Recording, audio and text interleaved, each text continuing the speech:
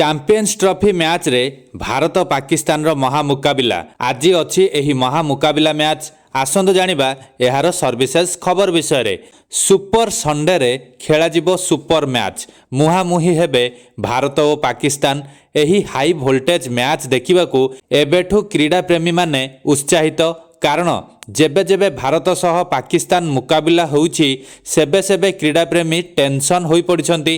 अवश्य भारत ठारू अनेक समय रे पाकिस्तान हारिछि हेले भी आज दुबई रे खेला जाउथबा मैच को नहीं एबे भारी चर्चा। चैंपियंस ट्रॉफी 2025 रो सबुठारु गुरुत्वपूर्ण मैच आज खेला जिवो। दुबई रो अंतर्जातीय क्रिकेट स्टेडियम रे मुहामुही हेबे दुई पारंपरिक प्रतिद्वंदी भारत और पाकिस्तान। एही हाई वोल्टेज मैच आज दिन 2:30 रु आरंभ हेबो। कथा हैला एथर चैंपियंस ट्रॉफी पाकिस्तान आयोजन करुछि हेले सुरक्षा दृष्टि भारत पाकिस्तान न जाई दुबई रे समस्त मैच खेलुछि।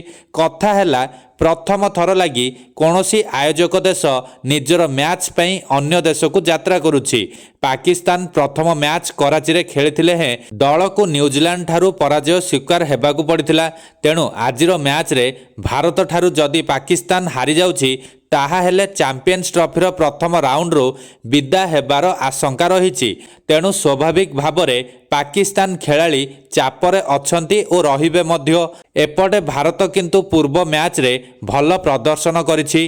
प्रथम मैच रे बांग्लादेश को बेस सहजरे 6 विकेट रे हराई देथिला भारत। शुभमन गिल शतक मारिथिबा बेले बोलिंग रे मोहम्मद शामी 5 विकेट हासिल करथिले। भारतीय कैंप खुशी थिबा बेले पाकिस्तान डगआउट रे अनेक समस्या रही। प्रथमे आहत कारणरू दलर ओपनर फखर जमान चैंपियंस ट्रॉफी विदा पड़िछंती। न्यूजीलैंड विपक्ष मैच रे बाबर आजम अत्यंत धीमा खेलिबा मध्य पाकिस्तान रो चिंता बढ़ाई।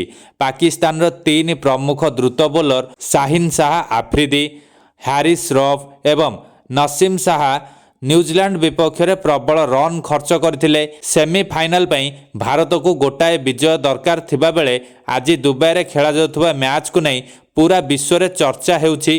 कारण पाकिस्तान टॉप 4 रे रहिबा पई भारत विपक्ष मैच जितिबा जरूरी हेले आयोजक दल टूर्नामेंट रु विदाय नेबो। तेणु आजिर मैच पाकिस्तान पई गुरुत्वपूर्ण।